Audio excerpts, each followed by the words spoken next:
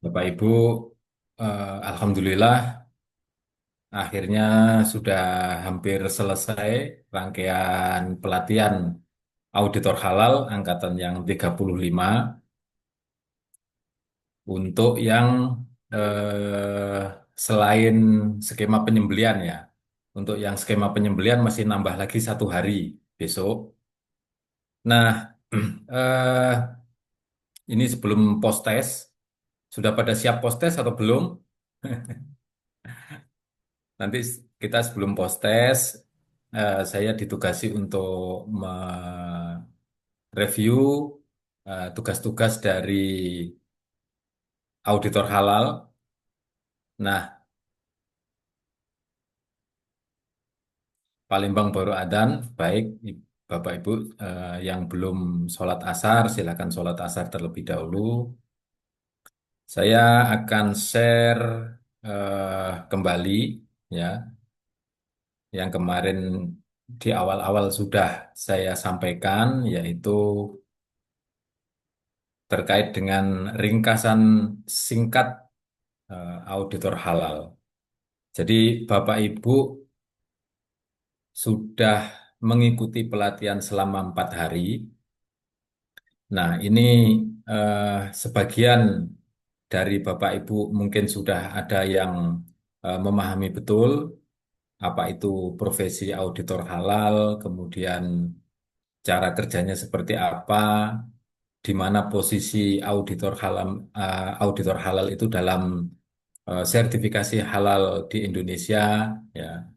Terus kemudian apa saja hal-hal yang perlu dilakukan selama menjadi auditor halal. Nah, itu mungkin selama 4 hari ini Bapak Ibu sudah ada yang memahami konsepnya, sudah memahami tata caranya, dan kemudian sudah memahami tugasnya. Nah, mungkin juga ada sebagian Bapak Ibu yang masih bingung selama 4 hari ini mengikuti pelatihan auditor halal. Auditor halal ini betul adalah tugasnya melakukan audit terkait produk halal. Hanya mungkin di dalam sistem sertifikasi ini auditor halal itu terletak di mana di antara bangunan besar jaminan produk halal itu.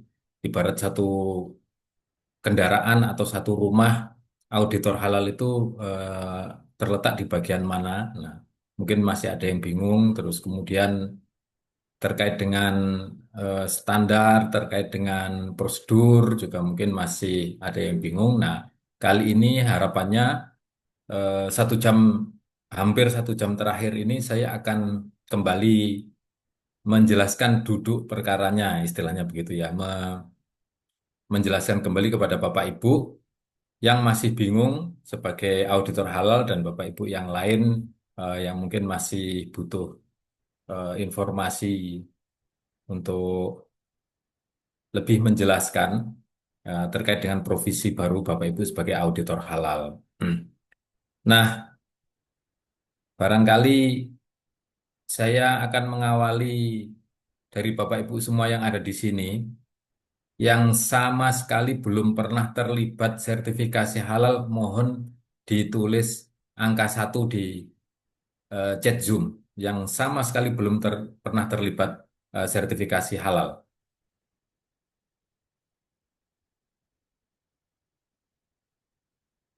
Nah, banyak ya yang sama sekali belum pernah terlibat sertifikasi halal. Jadi beberapa dari Bapak Ibu belum pernah terlibat sertifikasi halal. Ini nanti seperti apa? Nah, yang sudah pernah terlibat mungkin sudah pernah menjadi pendamping proses produk halal. Kemarin juga ada yang sudah pernah menjadi penyelia halal di pelaku usaha, dan mungkin juga sudah ada yang pernah ikut observasi. Nah, itu ya alhamdulillah sudah pernah diajak observasi menjadi apa? Diajak serta melakukan audit ya.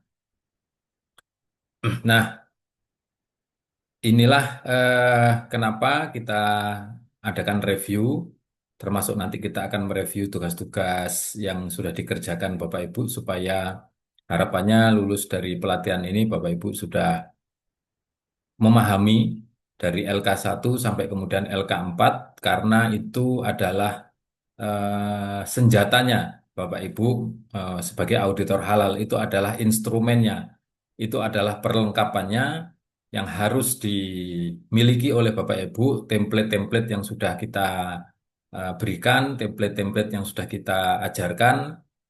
Nah, itu karena semua yang dilakukan auditor halal dalam proses melakukan pemeriksaan kehalalan produk itu semua harus terdokumentasi. Karena tanpa adanya dokumentasi, Bapak Ibu dianggap tidak melakukan. Jadi prinsip dalam menerapkan prosedur, ya, prinsip dalam menerapkan standar itu adalah kerjakan apa yang tertulis, kemudian tulis apa yang Anda kerjakan. Jadi kerjakan apa yang tertulis, yaitu standarnya seperti apa, prosedurnya seperti apa, itu dikerjakan secara penuh, ya, secara sungguh-sungguh. Dan kalau sudah dikerjakan, itu didokumentasikan, direcord, direkam, dicatat. Nah, itu semua supaya Bapak Ibu sempurna dalam menjalankan prosedur maupun standarnya. Nah, ini saya akan memulai dengan Bapak Ibu itu dalam sistem sertifikasi. Ya, ini terkait dengan regulasi yang disampaikan oleh BPJPH. Di dalam sertifikasi itu Bapak Ibu kedudukannya di mana? Nah, ini saya berawal dari tata cara pendaftaran sertifikat halal. Sertifikasi halal di Indonesia itu ada dua cara, ya, ada dua tipe, ada dua jenis. Apa? Yang satu adalah reguler dan yang kedua adalah self declare. Nah, yang reguler itu adalah untuk produk-produk yang punya resiko kehalalannya sedang sampai tinggi. Resiko kehalalannya sedang sampai tinggi.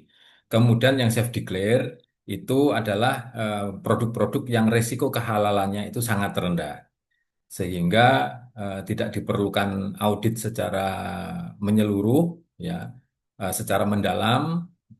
Nah, itu kalau di SNI itu kalau apa namanya, kemarin ada yang bertanya SNI 17065 itu kalau yang reguler itu LPH-nya mengacu kepada SNI 17065. Nah, kalau yang self declare itu adalah mengacu kepada SNI apa, pernyataan pelaku usaha atau klaim itu rujukannya adalah SNI 17020 29. Nah, itu klaim kemudian diverifikasi dan validasi. Nah, sertifikasi yang reguler ini diawali, ya. Nah, auditor halal ini adalah yang terlibat di sertifikasi halal yang reguler.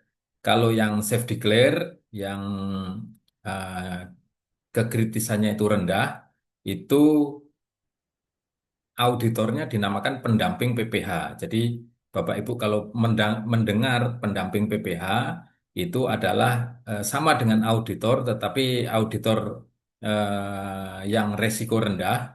Nah, itu pendamping PPH, rumahnya adalah lembaga pendamping PPH. Kalau Bapak Ibu adalah rumahnya LPH, kalau dia rumahnya LP3H. Nah, Bapak Ibu sebagai auditor halal tidak bisa bekerja meskipun punya sertifikat pelatihan, meskipun punya sertifikat kompetensi, tidak bisa melakukan audit kalau tidak ditugaskan oleh LPH. Nah, LPH itu mendapat penugasan karena dia dipilih oleh pelaku usaha yang kemudian ditetapkan oleh BPJPH. Nah, untuk sertifikasi halal reguler, ini alurnya seperti ini. Pelaku usaha membuat akun dan mempersiapkan pengajuan sertifikasi halal. Tetapi sebelum nomor satu ini dilakukan, ya Bapak Ibu, eh, pelaku usaha itu sebelum dia mengajukan sertifikasi halal, ya, itu pelaku usaha wajib menerapkan sistem jaminan produk halal. Wajib menerapkan sistem jaminan produk halal. Saya tanya ke Bapak Ibu, sistem jaminan produk halal itu regulasi keputusan Kepala BPJPH nomor berapa?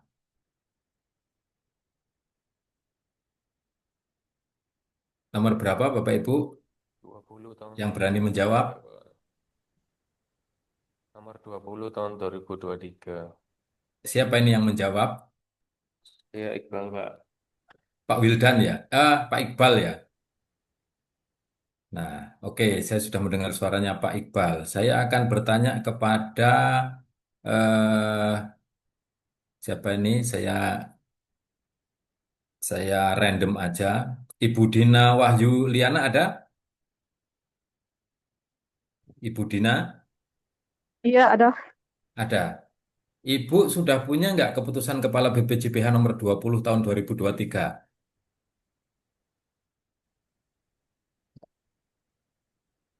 Hmm, 23. Keputusan Kepala BPJPH nomor 20 tahun 2023. Sudah punya atau Ada. belum? Belum, Pak. Loh ya, kok bisa belum nih? Tuh kan. Padahal ini adalah SJPH yang sudah diberikan di hari pertama dan sama Bu Elia pasti sudah di-share. Nah, ini berarti Bapak Ibu masih beberapa masih belum apa namanya belum bisa ditangkap ya konsepnya duduk perkaranya. Saya ingin memastikan di kesempatan ini karena ini paling penting. Bapak Ibu eh, harus sudah punya keputusan Kepala BPJPH nomor 20 tahun 2023. Ada yang belum tahu dokumennya, nggak apa-apa, Bapak Ibu terus terang saja. Kalau Jadi kalau belum sudah ada punya, di bilang grup, belum punya. sudah ada di grup itu Pak Tony di hari pertama saya share. Nah, pasti sudah Sudah, di-share. sudah Pak. Mohon itu dicari lagi. Sudah Pak, ada Pak. Pasti saya ingin Bapak Ibu memastikan mendapatkan itu dokumen. Jadi namanya kompetensi itu salah satunya mampu mengakses, Bapak Ibu, mampu mengakses informasi. Coba informasi itu diakses. Karena kalau Bapak Ibu tidak mampu mengakses informasi, apalagi nanti menggunakannya, mengaksesnya saja tidak bisa. Saya ingin memastikan Bapak Ibu punya keputusan Kepala BPJPH nomor 20 tahun 2023. Ada yang masih belum mendapati?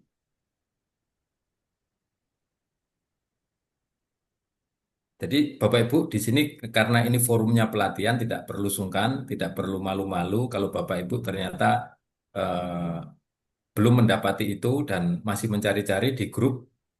Saya coba nanya lagi kepada Ibu Farida. Ibu Farida sudah punya Iya, sudah, Bapak. regulasi? Sudah? Sudah. Oke, saya nanya lagi kepada Ibu Dewi Pratiwi, sudah punya? Ibu Dewi Pratiwi, Sudah, Pak. sudah. Hmm. Ibu Anissa Ya, sudah punya? Ini di layar saya kebetulan yang grup saya Bu punya, Pak. Anissa. Sudah punya? Punya, Pak. Punya ya. Ya. Apa namanya? Mohon dibuka. Yang paling atas tuh gambar apa? Bu Anissa bisa tolong dibuka keputusan Kepala BPJPH nomor 20 yang paling atas. Karena ini nanti kalau Bapak Ibu tidak punya dokumen ini, eh, Udah, Pak. yang paling atas gambar apa di sana?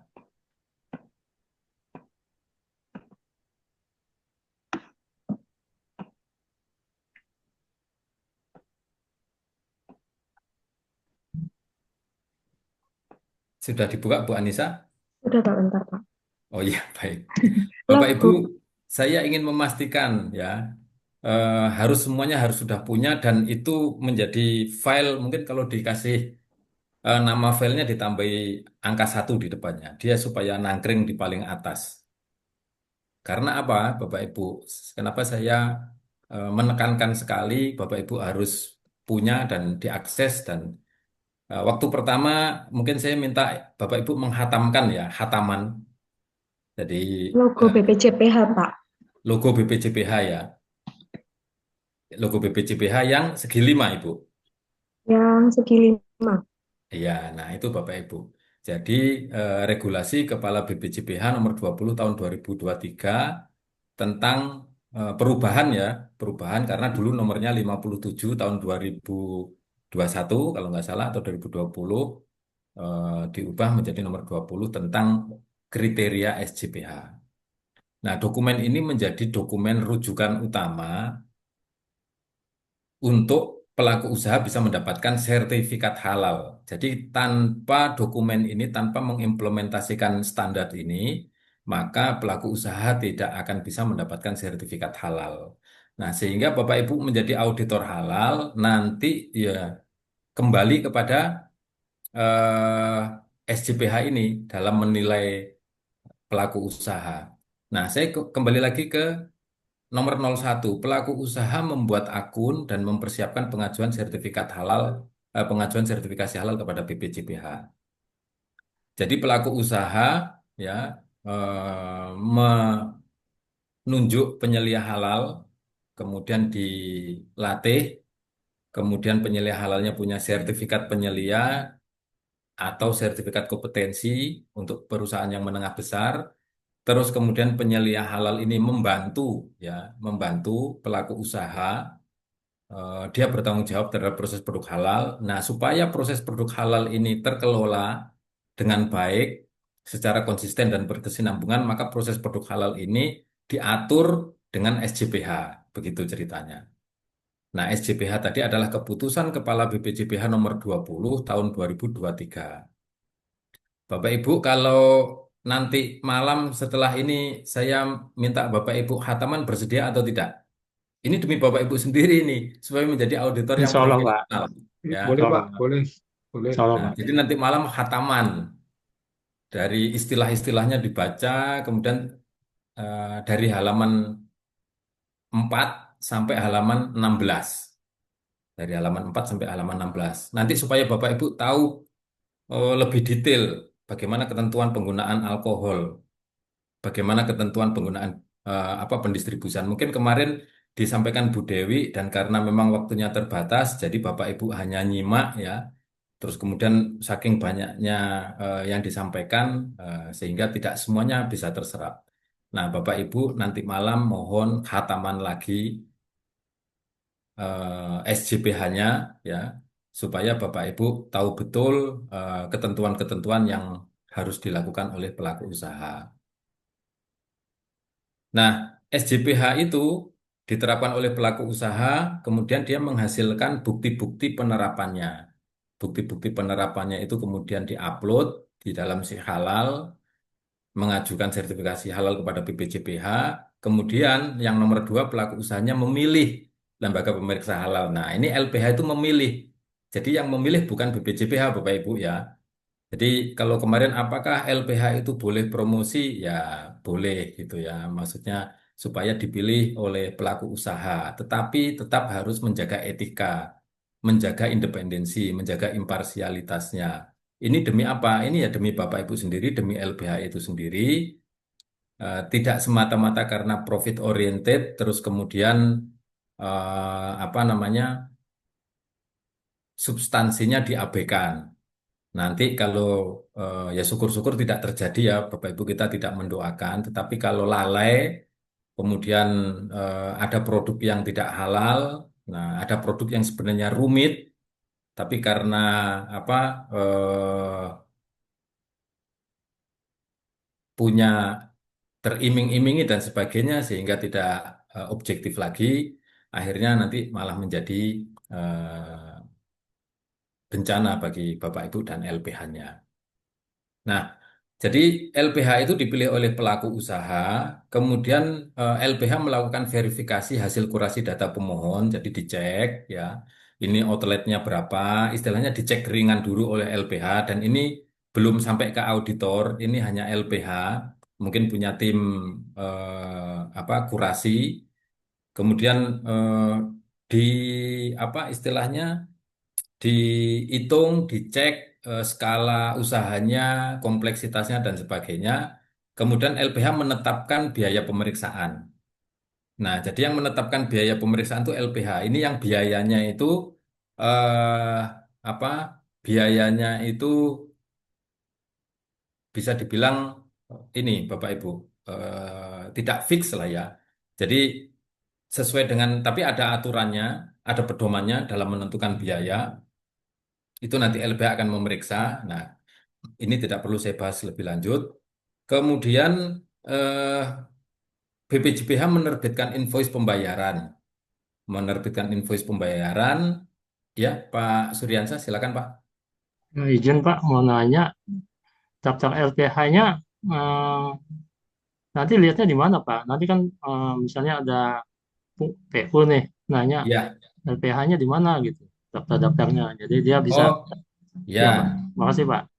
Jadi sama-sama Pak Suryansa. Jadi daftar LPH itu ada di si halal, ada di si halal. Jadi pelaku usaha mendaftarkan sertifikasi halal ini melalui si halal semua pakai aplikasi. Jadi sudah tidak ada lagi kertas-kertas, sudah tidak ada lagi dokumen-dokumen cetak. Semuanya dokumen berupa paperless dan pakai aplikasi berbasis web yang namanya si halal. Alamatnya di ptsp.halal.go.id. Nah, nanti LPH-nya itu list LPH-nya akan muncul di sana. Jadi misalkan warung makan Mendo, posisinya ada di Purwokerto. Ini adalah jenis produknya warung makan. Nah, kemudian mendaftar sertifikasi halal, mengupload dokumen segala macam yang dipersyaratkan. Kemudian nanti memilih LPH. Nah, di sana nanti muncul beberapa nama LPH yang relevan dengan warung makan Mendo, relevan terhadap jenis produknya, relevan terhadap ruang lingkupnya, relevan terhadap jaraknya. Nah, nanti akan muncul beberapa nama LPH, kemudian itu dipilih, kemudian LPH melakukan kurasi, terus kemudian membuat apa namanya harga, kemudian BPJPH menerbitkan invoice, kemudian pelaku usaha melakukan pembayaran, diupload bukti bayar. Nah, kalau sudah dibayar, kemudian LPH ditetapkan oleh BPJPH, kemudian terbit namanya STTD, Surat Tanda Terima Dokumen. Jadi Bapak Ibu, permohonan itu baru bisa diproses kalau pelaku usaha sudah membayar di LPH. Nah, kalau sudah membayar berarti setuju dan kemudian ditetapkan LPH-nya ditetapkan, ada surat penetapannya dan terbit namanya surat tanda terima dokumen. Nanti semuanya akan terlacak di situ. Nah, setelah LPH ditetapkan, kemudian LPH melakukan proses pengujian produk atau audit. Nah, Bapak Ibu di nomor 8 ini, di 08 ini. Nah, kok ya kebetulan sekarang presidennya 08 ya, Bapak Ibu di 08 ini. Jadi Bapak Ibu melakukan proses pengujian produk di tahapan yang ke-8 ini. Nah, ini Bapak Ibu di sini. Ditugaskan oleh LPH, nanti Bapak Ibu akan mendapatkan dokumen-dokumen yang disubmit oleh pelaku usaha. Jadi pelaku usaha daftarnya kemana Bapak Ibu? Kemana? Bu Adila? Iya lah. BPJPH. Ya, ke BPJPH melalui aplikasi namanya Si Halal. Jadi juga sudah tidak Halal. perlu datang langsung, tidak perlu apa namanya membawa dokumen-dokumen cetak. Nah, tetapi nanti dokumen itu baru mengalir ke Bapak Ibu. Ya, Bu Nur Rahmi silakan. Ya, terima kasih Pak. Izin tanya, pernah Pak saya bertemu dengan salah satu pelaku usaha yang Ya. daftar produknya itu sudah lebih dari 10, kemudian kadang menunya itu titik kritis halalnya lumayan tinggi. Cuma setelah berdiskusi katanya mereka tidak mau melakukan sertifikasi karena ada biaya, padahal omsetnya dalam 1 bulan itu rendah kayak gitu Pak. Seharusnya beliau apakah ada jalur kayak alternatif atau bagaimana Pak? Terima kasih. Oh, ya. Jadi kalau ingin gratis itu jalurnya self declare. Tapi kalau self declare itu produknya dia harus masuk dalam ketetapan keputusan Kepala BPJPH terkait dengan yang self declare. Nah, itu bisa gratis, Bapak Ibu. Nah, dulu-dulu mudahnya begini, kalau em, dia tidak ada menggunakan daging-dagingan, ya, misalkan kayak jus mangga, terus kemudian apa namanya, misalkan yang pokoknya dia tidak menggunakan bahan dari turunan hewani itu bisa self declare gitu. Misalkan menggunakan apa bawang goreng dan sebagainya, kerupuk misalkan seperti itu bisa self declare. Yang intinya pokoknya bahannya tidak ada unsur hewaninya. Tetapi sekarang sudah ditambah, diperluas oleh Babe Haikal sebagai Kepala BPJPH untuk mempercepat itu ada beberapa tambahan yang bisa self declare. Nah, Bapak Ibu, kalau tadi ini kan jadi gini kalau undang-undang tuh. undang-undang itu beda dengan hukum syariat ya. Kalau undang-undang itu begitu diundangkan, mau orang itu tahu, mau orang itu tidak tahu, mau orang itu mampu atau tidak mampu, semuanya dianggap mampu. Ya, nanti dengan berbagai cara pokoknya harus mampu. Nah, kira-kira begitu kalau undang-undang. Tapi kalau syariat kan kalau orangnya tidak tahu, dia tidak terkena hukum syariat. Jadi kalau apa namanya tidak mampu, ya dia agak ada rukhsah namanya, ada keringanan dan sebagainya. Nah, kalau jaminan produk halal ini karena sudah diwajibkan, ya sampai pelaku usaha yang kecil-kecil semua diwajibkan dan bagaimana kemampuannya kemudian bisa difasilitasi oleh pelaku apa pelaku usaha yang besar atau difasilitasi oleh negara atau pemerintah daerah sehingga mereka tidak membayar. Nah, harapannya Bapak Ibu ya nanti didorong saja supaya semuanya bersertifikat halal. Insya Allah kita Indonesia sedang menuju membentuk ekosistem halal. Dengan ekosistem halal ini harapannya nanti bisa melindungi pelaku usaha Indonesia dan memiliki daya saing. Ya nanti itu dilanjutkan ya Bapak Ibu. Jadi tadi Bu Rahmi kalau keberatan sertifikasi halal ya mungkin perlu didampingi, perlu dicarikan jalan ya karena ini sudah diwajibkan tidak bisa tidak 2026 ini kosmetik produk kimiawi, produk biologi, produk barang gunaan, alat kesehatan yang kelas A ya kalau nggak salah itu wajib sudah bersertifikat halal.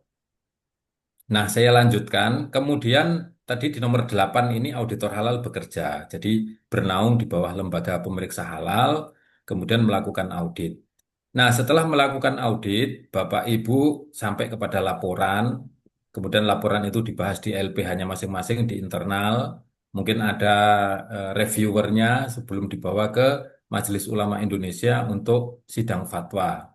Nah, namanya sidang fatwa, tetapi ini adalah untuk menetapkan kehalalan dari produk yang diajukan oleh pelaku usaha.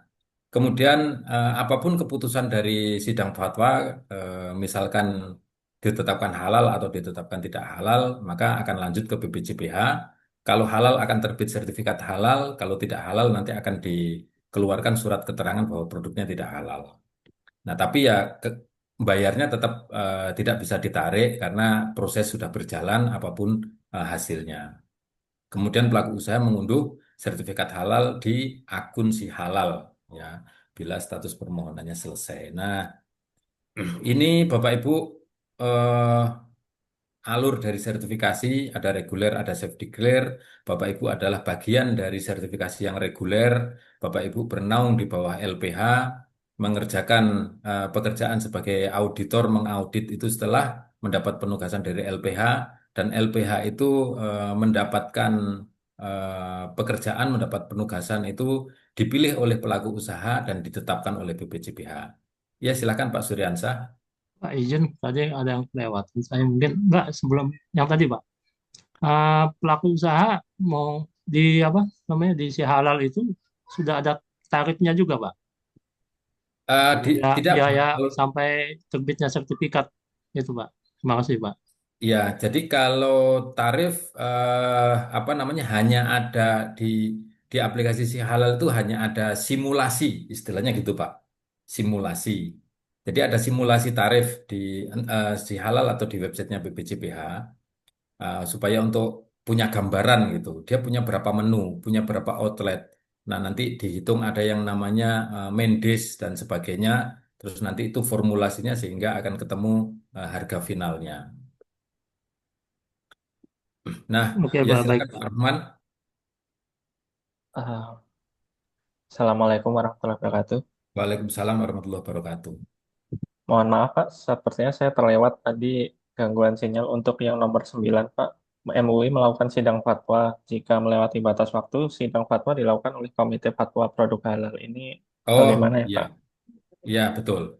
Jadi pemerintah membentuk namanya Komite Fatwa Produk Halal itu di bawah Kementerian Agama sesuai dengan regulasi Majelis Ulama Indonesia itu dikasih waktu 3 hari untuk menyelesaikan apa namanya sejak dokumen itu dimasukkan untuk menyelesaikan apa penetapan kehalalan. Nah, kalau tidak dalam waktu yang sudah ditentukan, ya kemudian dokumen dinyatakan lengkap. Jadi sejak dokumen dinyatakan lengkap, kalau dokumen dinyatakan lengkap dalam waktu 3 hari ternyata belum selesai, nah itu di take over istilahnya ke Komisi Fatwa Produk Halal. Ini ini regulasinya. Tetapi hari ini ya untuk yang reguler itu masih semuanya ditangani oleh Komite Fatwa MUI. Komite Fatwa Produk Halal yang di bawah Kementerian Agama yang dibentuk oleh pemerintah itu menangani yang khusus yang self declare, khusus yang self declare saja. Jadi Bapak Ibu, alhamdulillah sampai hari ini MUI masih sanggup ya, masih sanggup untuk ya mungkin kalau kita pernah dengar-dengar misalkan itu ya semuanya masih berjalan baik ya.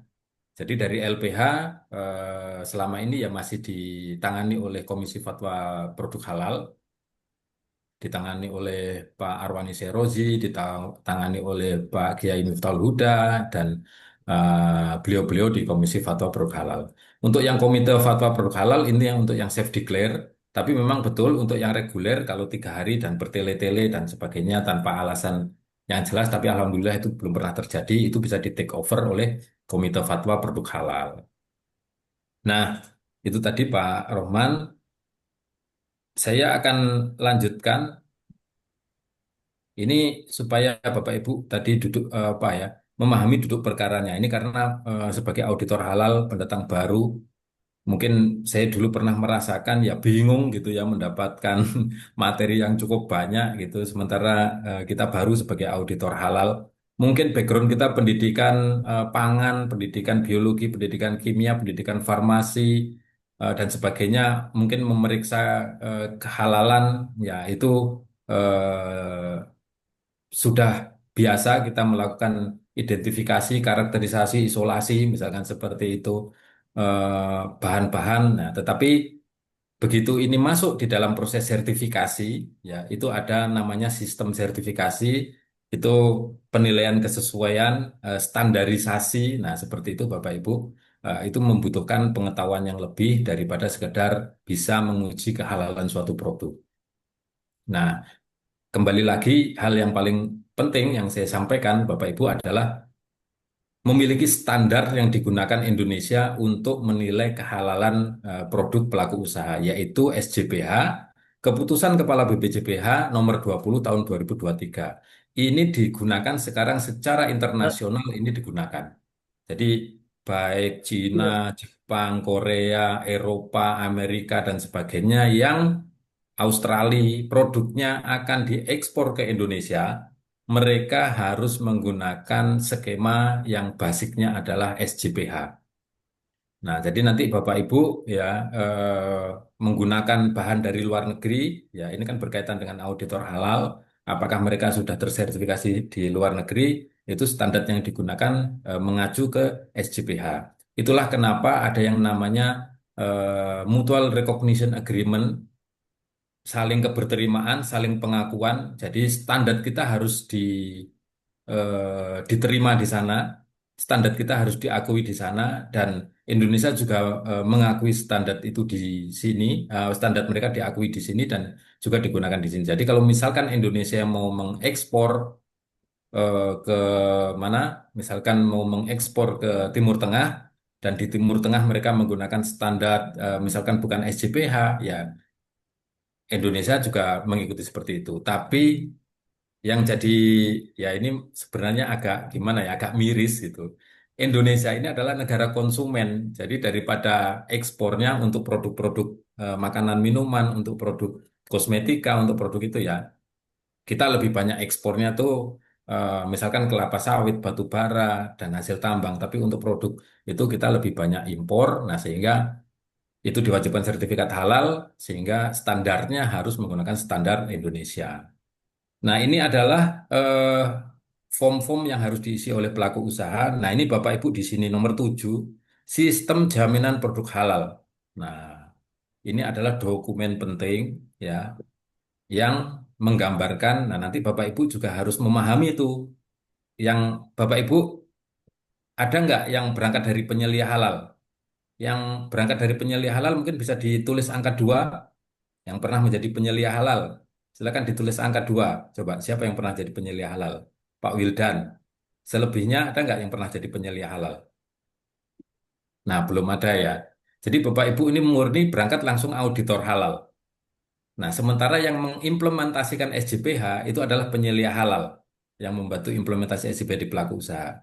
Jadi, saya juga meminta Bapak Ibu nanti juga sedikit apa mempelajari bagaimana tata cara kerjanya penyelia halal. Nah, kalau misalkan seperti Pak Wildan ini akan lebih apa ya, akan lebih paham saat melakukan audit karena beliau dulu pernah menjadi penyelia, pernah menjadi orang yang diaudit, kemudian sekarang menjadi orang yang mengaudit. Nah, Bapak Ibu, meskipun mungkin belum pernah kerja di perusahaan, belum pernah menjadi karyawan di perusahaan, belum pernah menjadi penyelia halal, Bapak Ibu bisa melakukan simulasi terhadap dirinya sendiri, membaca-baca standar penyelia halal, karena mau tidak mau nanti Bapak Ibu akan bersentuhan dengan penyelia halal, harus memahami tugas-tugas penyelia halal, ya.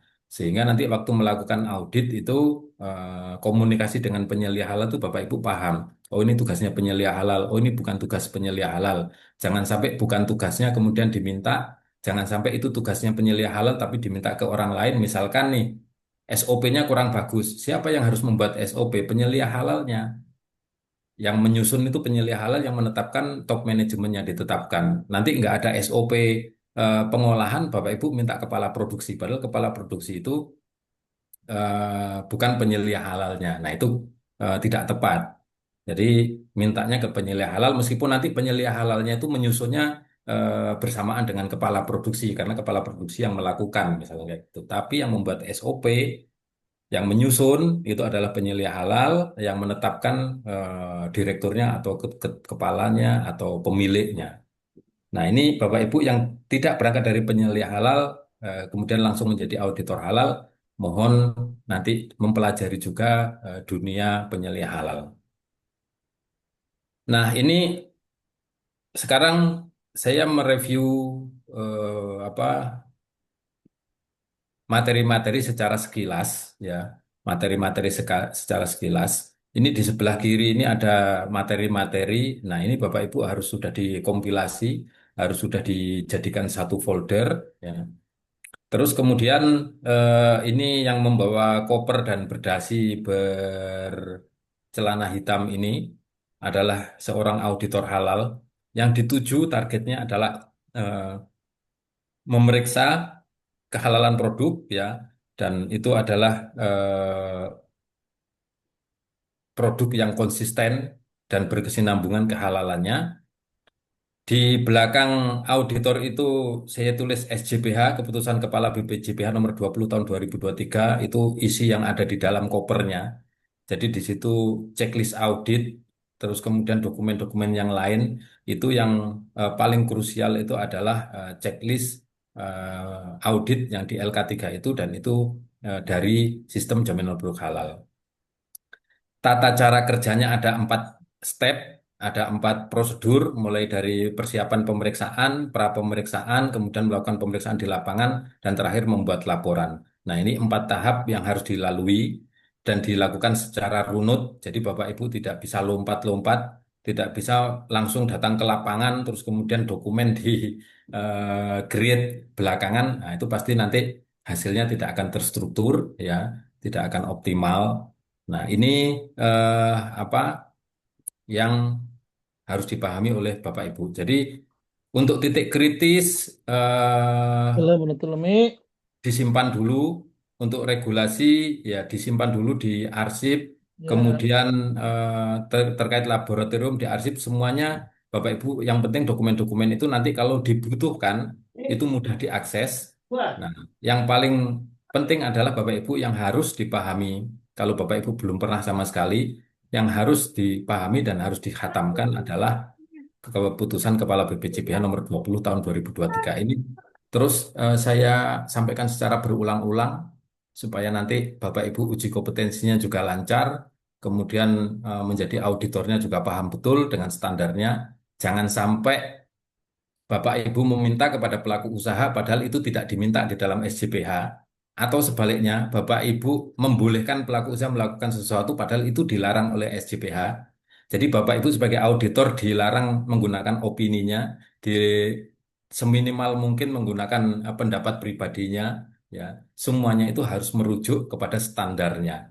Karena sertifikasi, akreditasi, itu semuanya adalah penilaian kesesuaian, dinilai apakah sesuai dengan standar acuannya. Jadi kalau Bapak Ibu tadi tidak punya SJPH itu sama dengan tidak punya meteran. Tukang yang tidak punya meteran. Terus dia mau menggergaji kayu panjangnya 2 meter nggak punya meteran. Dikira-kira ya udah pasti salah. Nggak akan 2 meter persis.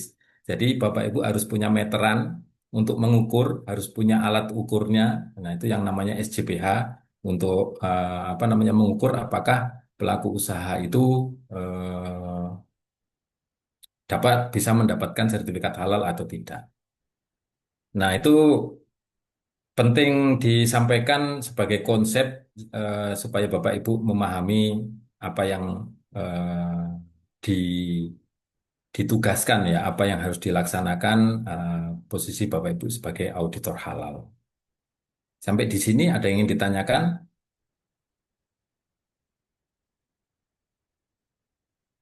Sudah clear ya?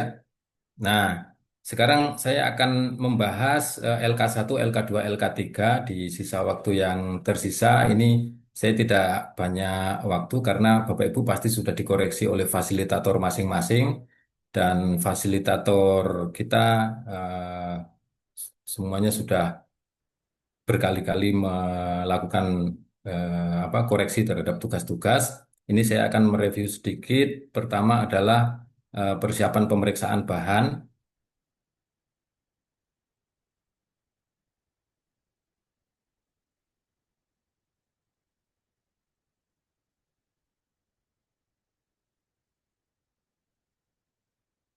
Sebentar Bapak Ibu. Nah, mungkin tugasnya masih ada yang revisi. Yang tugasnya masih revisi mungkin bisa ketik angka 3. Ada yang revisi enggak LK1-nya? Atau sudah clear semua? Eh, Pak Tony, saya Ya. revisi tapi sudah saya kirim ke pendamping gimana? Oh, bukan pendamping, Pak. Fasilitator. Eh, Kalau Mas, pendamping maaf, tadi ya, fasilitator, auditor. maaf, maaf. Ya, fasilitator. Ya, Kalau pendamping fasilitator. PPH, nah ini nanti akan ada penamaan-penamaan baru profesi, terus ada Ya, istilah-istilah itu maaf, yang, ya, salah. ya betul. Ke fasilitator Ya, tadi, Pak. fasilitatornya dihubungi aja Pak di grup. Jadi supaya apa sudah tahu. Nah ini Bapak Ibu untuk LK1 ya diisi secara lengkap nama Bapak Ibu. Nah ini saya langsung ke intinya aja. Jenis sertifikasi baru nomor STTD ditulis di sini. Nama pelaku usaha ini adalah nama yang ada di NIB. Alamatnya sesuai yang ada di NIB. Tanggal auditnya ditentukan, tujuan auditnya sertifikasi halal. Standar yang diacu adalah keputusan Kepala BPJPH nomor 20 tahun 2023 sebagai induknya ya kriteria SJPH dan yang kedua adalah pedoman. Kalau ini pedoman untuk sertifikasi halal makanan minuman dengan pengolahan, nah termasuk rumah makan. Jadi menggunakan dua standar, lingkup auditnya atau cakupan audit. Nah ini yang harus penting juga dipahami oleh auditor. Yang namanya lingkup Assalamualaikum, Bu audit Alvin. ini penting Apa sudah banget. ini, Bu? Sudah memenuhi belum ya, Bu? Yang terakhir. Sudah Pak, semoga jawabannya begitu ya, sudah gitu. Nah, eh, ini lingkup audit ini penting ya. Dari unit kompetensi satu ini yang perlu ditekankan adalah lingkup audit ini. Karena lingkup audit ini cakupan ini harus pas, tidak boleh lebih, tidak boleh kurang. Bapak Ibu dilarang untuk mengaudit yang tidak ada kaitannya dengan jaminan produk halal, sertifikasi halal produk pelaku usaha, juga tidak boleh ruang lingkupnya itu kurang.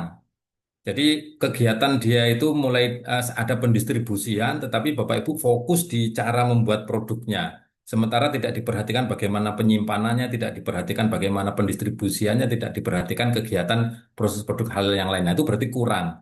Jadi harus pas di sini. Cara mengidentifikasinya harus pas supaya Bapak Ibu bisa mengaudit semua tidak lebih dan tidak kurang. Nah, ini yang saya tekankan untuk LK1 lingkup audit ini nanti dipelajari betul ya. Nah, tentu nanti berangkatnya bisa dari SJPH. Begitu Bapak Ibu membaca SJPH, itu pikiran kita pasti langsung ke perusahaan. Oh, kalau ini nanti diterapkannya pasti di sini. Oh, ini nanti kalau pelatihan begini nanti. Nah, Kalau Bapak Ibu tidak pernah membaca SCBA, Bapak Ibu tidak bisa membayangkan kegiatan di industrinya, kegiatan di pelaku usahanya. Nah, kemudian sehingga itu nanti akan mempengaruhi Bapak Ibu menentukan ruang lingkupnya. Kalau yang ini pada umumnya sudah betul. Nah, ini kalau agenda audit atau rencana audit, ini yang ditulis di sini adalah rencana nanti untuk onset audit saja, untuk onset audit saja ini Bapak Ibu. Jadi yang pre-audit itu tidak tidak dibuat rundown, karena apa? Rundown ini nanti harus disampaikan ke pelaku usaha. Kita akan melakukan audit tanggal ini bulan ini bisa nggak Bapak Ibu? Nah, harus apa namanya di dikoordinasikan, didiskusikan waktu-waktunya. Nah, Bapak Ibu kalau memahami ruang lingkup, nanti agenda ini pasti akan menyesuaikan.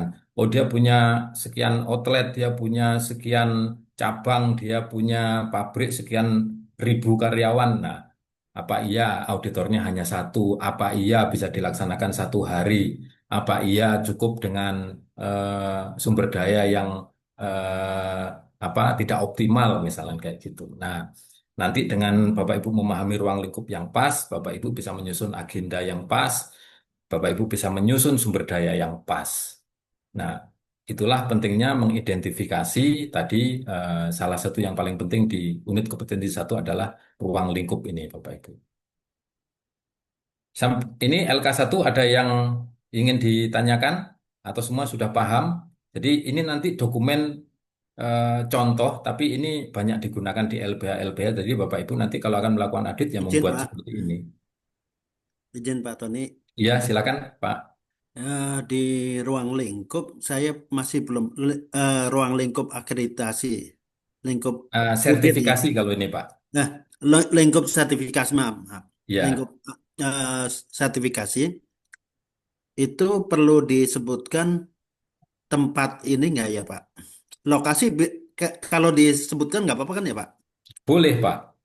Boleh. Jadi misalnya di outlet atau di mana di Iya, boleh pusat Pak. gitu. Iya, boleh. Baik.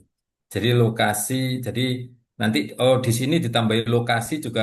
Oh ya, ini mau ditambah lokasi boleh, Bapak Ibu. Jadi misalkan di sini ya eh, tambahi lokasi.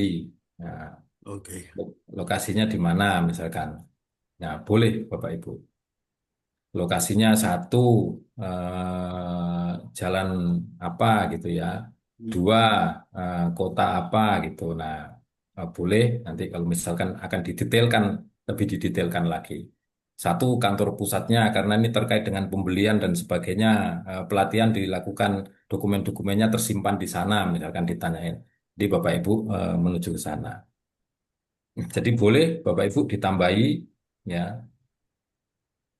Oke, saya lanjut ya ke unit kompetensi yang kedua. Ini sudah post test atau belum ya, Belum Bu Pak. Elia? Iya, Pak, 16.30 sudah post, Pak. Oke, oke, sebentar. Saya ini nanti saya share ya, Bapak Ibu, yang apa istilahnya eh, supaya ini bisa dicontoh. Jadi kalau kalau kita sedang ini bisa dicontoh sedikit saya pra pemeriksaan bahan dan BPH. Pak, boleh tanya satu lagi nggak Pak? Ya, silakan Pak.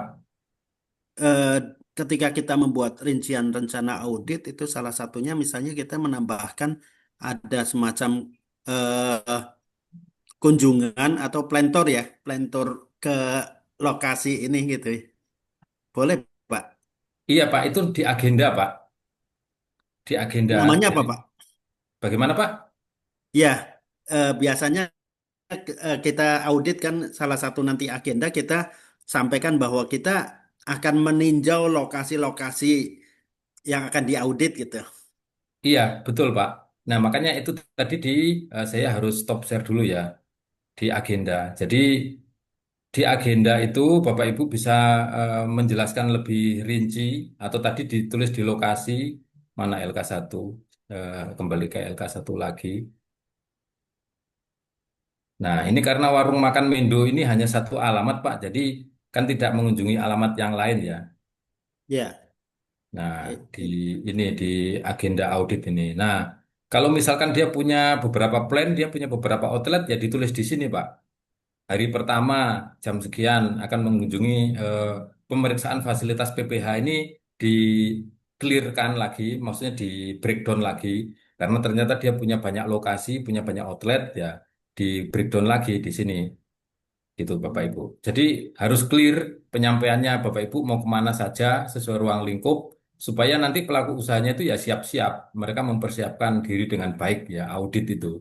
Jadi tidak boleh mendadak, tidak boleh tiba-tiba langsung ujuk-ujuk datang tanpa koordinasi. Kalau audit itu Bapak Ibu harus koordinasi ya.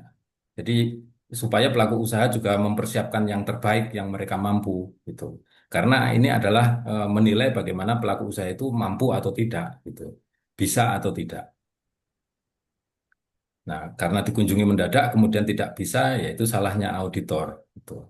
Mereka belum siap gitu. Maksudnya belum siap tuh ya karena tidak mempersiapkan. Sebenarnya mereka kalau diminta mempersiapkan ya ada dan bisa gitu. Jadi nanti di sini Pak, kalau ingin mengunjungi misalkan pabrik yang punya banyak tempat ya nanti semuanya di breakdown di agenda ini dibuat clear rundownnya. Iya.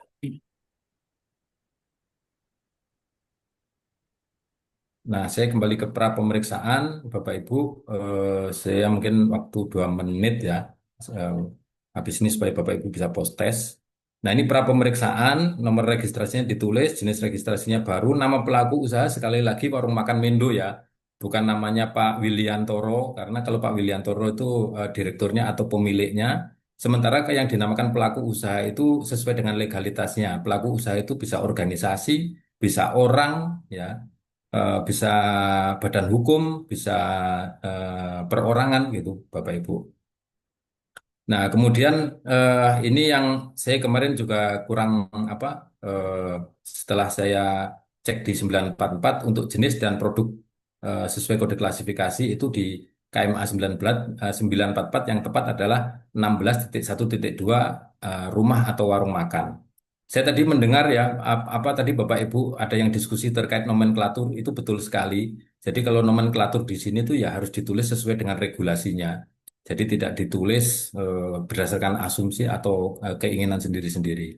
Jadi supaya jelas bahwa yang disertifikasi itu adalah jenisnya dia rumah atau warung makan.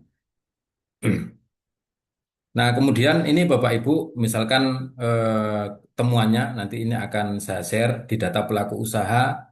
Ya, ini kebetulan di kelompok saya salah satu saya melihat wah ini ya temuannya apa bagus ini. Eh, ada ketidaksesuaian antara data pelaku usaha ya NIB-nya di sini di manual sementara di legalitasnya NIB-nya yang betul adalah ini. Nah, temuan nanti diklarifikasi gitu NIB-nya. Kemudian skala usahanya di dalam manual SJP ditulis kecil, padahal di dalam NIB-nya menengah. Nah, itu juga eh, karena kalau kecil dan menengah beda. Kalau kecil itu penyeliannya boleh ngebon, boleh dari luar. Tapi kalau menengah penyeliannya harus karyawannya sendiri, ya. Jadi Bapak Ibu harus kalau perusahaan menengah besar ya karyawannya sendiri, Bapak Ibu minta surat penetapannya sebagai karyawan pengangkatan sebagai karyawan dan SK sebagai penyelia halal. Nah, referensinya ini adalah karena terkait dengan manual SJPH itu sebenarnya di bab 3 informasi terdokumentasi di halaman terakhir. Di sana disebutkan bahwa pelaku usaha harus membuat manual SJPH yang isinya itu harus sesuai dengan realita usahanya. Kemudian di manual SJPH ya ada kebijakan halal yang tidak itu kemudian tim manajemen halal temuannya. Kemudian di dalam daftar bahan ini yang paling banyak ada daging kerbau, ada garam balok, kemudian ada telur asin, kemudian air mineral, kemudian madu, kokonat kram, kemudian ini banyak lagi minyak goreng, terasi, tepung beras, saus tomat yang itu menjadi temuan semua. Nah, itu kriteria bahan. Jadi Bapak Ibu nanti pokoknya harus teliti menjadi auditor halal ya. Kalau untuk produk sudah sesuai ada 20 produk, diagram alir juga sudah sesuai. Nah, matriks bahan dan produk itu ada temuan tidak semua bahan terhubung dengan produk. Jadi ada apa? Gula merah ada gula merah, ada kluwek, ada laos yang ini tidak terhubung dengan salah satu dari 20 produk itu. Nah, ini apa gitu? Kok ada bahan tetapi dia tidak menjadi komponen dari produk. Ya, ini Bapak Ibu. Kemudian untuk bukti sosialisasi kebijakan halal, ya lampiran 2 hanya poster. Ya, itu kan baru draft ya. Nah, disosialisasinya seperti apa gitu. Kalau lewat email ya mana bukti broadcast emailnya. Kalau lewat broadcast WhatsApp ya itu bisa diminta dilampirkan. Bapak Ibu harus memastikan bahwa semua karyawan, semua stakeholder itu sudah mendapatkan sosialisasi kebijakan halal oleh pelaku usaha. Jadi tidak hanya posternya saja, tapi poster itu memang benar-benar terdistribusi, terdiseminasi ke eh, tempat yang dituju. Kemudian bukti pelaksanaan pembinaan sumber daya manusia ya itu juga belum terbukti. Jadi di sana kalau eksternal itu ada penyelihannya oke. Nah, yang internal di lampiran 4 itu baru materi pelatihan internal. Hanya berisi materi pelatihan internal saja. Bukti-bukti pelatihan itu sudah dilakukan, misalkan foto, absensi, kemudian hasil post testnya dan sebagainya, itu belum dilampirkan di dalam manual SCBH di lampiran 4. Ya, itu bisa ditambahkan. Jadi itu yang harus dipahami oleh Bapak Ibu bahwa manual SCBH itu Bapak Ibu yang nanti mempelajari di dunia penyelia halal juga harus belajar tentang manual SCBH, menyusun SCBH. Saya berharap Bapak Ibu juga mempelajari kompetensi penyelia halal. Kemudian terkait bukti pelaksanaan audit internal di lampiran 16 tidak di checklist, tidak dicentang-centang, ya dianggap belum melakukan, belum dilaksanakan. Karena belum dicentang, berarti belum diukur, belum dilakukan. Kemudian kaji ulang manajemen juga begitu, masih kosong dari manual SJPH-nya Mendo. Mungkin mereka buru-buru, yang penting ingin sertifikasi masuk saja. Nah, kalau seperti ini apa yang harus dilakukan Bapak Ibu? Kalau belum dilaksanakan, ya Bapak Ibu harus minta dilaksanakan. Jadi tidak bisa dilanjutkan Bapak Ibu terjun ke lapangan sementara mereka belum pernah audit internal. Harus diminta audit internal dulu. Mereka belum pernah melakukan kaji ulang terhadap penerapan SJPH-nya. Harus dilakukan dulu. Kalau sudah dilakukan, buktinya diminta, dikirim, kemudian Bapak Ibu merevisi temuan ini dan kemudian baru bisa dilanjutkan tahap lapangan. Jadi jangan sampai belum audit internal, belum kaji ulang, Bapak Ibu datang. Nanti mereka lebih banyak temuannya. Nah, ini untuk LK yang kedua. Ya, silakan Pak Suryansah. Izin 1 menit. Pak, audit internal Pak. Ya, Itu kan kalau misalnya TU belum pernah melakukan audit internal, belum tahu, itu ada pelatihannya atau bagaimana Pak? Itu ada pelatihannya audit internal itu waktu pelatihan penyelia, Pak. oh gitu ya. Ya, Oke Pak, jadi makasih. di unit kompetensi yang kelima itu penyelia harus melakukan audit internal penerapan SJPH. Nah, ini tadi alasan saya kenapa Bapak Ibu kita minta untuk mempelajari standar kompetensi penyelia halal juga supaya Bapak Ibu itu nanti tidak keliru meminta penyelia halal untuk melakukan hal yang tidak seharusnya dia lakukan. Oke, Bapak Ibu itu Izin Pak, iya silakan Eh, Ibu. Pak kalau dari yang eksternal bisa nggak bisa hari ini pabrik A, besok pabrik B, itu boleh nggak? Apa harus Boleh. pelaku usaha sendiri yang menjadi penyelia? Maksudnya gimana, Bu? Saya pernah mengikuti beberapa auditor halal ke lapangan. Jadi ada sebagian auditor berpendapat bahwa yang menjadi penyelia halal itu adalah pelaku usaha sendiri, bukan dari penyelia eksternal. Itu bagaimana, Pak? Oh, Karena kalau pelaku usaha mikro kecil boleh dari eksternal, tetapi harus ditunjuk, harus ada penetapannya. Entah itu nanti di honor, ya sistemnya honor atau apa ya istilahnya ya. Kalau karyawan kan gaji ya. Tapi kalau mereka meminta tenaga dari luar ya mungkin sifatnya honorarium atau bagaimana. Itu boleh kalau mikro kecil. Tapi kalau menengah besar harus karyawannya sendiri. Nah, terus nanti Pak, mm, ketetapan halal itu berapa lama terbit dan sertifikat halal? Karena saya pernah mendengar dari auditor halal di bulan 7 itu sampai sekarang bulan 7 2024 itu sampai sekarang belum ada sertifikat halal untuk sebuah pabrik. Itu apa kendalanya, Pak? ya, ya kendalanya bisa macam-macam Bu, gitu. Jadi misalkan apa namanya dokumen bahan yang tidak clear misalkan sampai ya sulit sulit gitu mendapatkan dokumen bahan untuk menentukan kehalalannya. Terus kemudian bisa di apa sidang fatwanya, mungkin sidang fatwanya apa namanya komisi fatwa itu dia meminta sekian pelaku usaha dikumpulkan dulu baru nanti di sidang fatwa, sementara LPH-nya tidak terlalu banyak mengaudit. Nah, misalkan seperti itu. Terus kemudian ya apa tadi proses auditnya yang mungkin belum selesai harus dilakukan uji laboratorium dan segala macam ya bisa tidak selesai-selesai. Intinya ada temuan yang belum kalau di proses audit ya Bapak Ibu bersama auditor ada temuan yang belum sanggup ditutup, ada temuan yang belum sanggup dipenuhi. Nah, itu ya bisa memperlama. Tapi kalau semua temuan sudah dipenuhi, itu nanti bisa di tracking di si halal. Jadi nanti posisinya sudah selesai audit, makanya Bapak Ibu itu nanti kalau sudah selesai audit harus mengupdate statusnya di si halal supaya pelaku usaha tahu. Jadi eh, jangan menggantung pelaku usaha sebenarnya sudah selesai tetapi dilakukan bertele-tele dan sebagainya itu tidak diperkenankan. Pak, Kalau kita mengambil trackingnya, kita lihat masih nyangkut di MPU, kita minta ke MUI bisa nggak Pak? Kira-kira untuk bisa Ah, menerbitkan si halal. oh, Terima kasih Pak. membuat ketetapannya ya Bu ya.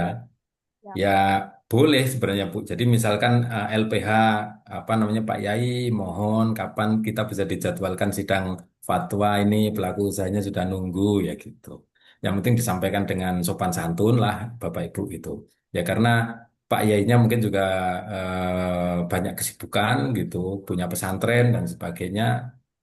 Nah, itu karena mendapat kewenangan dari BPJPH. Nah, kalau misalkan belum di sidang-sidang, ya Bapak Ibu bagaimana persuasinya, pendekatannya, menjalin hubungan yang baik dengan Komisi Fatwa Majelis Ulama Indonesia supaya segera disidangkan gitu. Karena ini menyangkut dengan hak pelaku usaha. Pak, izin motong Pak. Ini Iya, proses sudah berjalan. baik, Bu Elia. Nanti Bapak Ibu untuk yang LK3 langsung saya kirim aja ya di grup ya ininya. Nanti bisa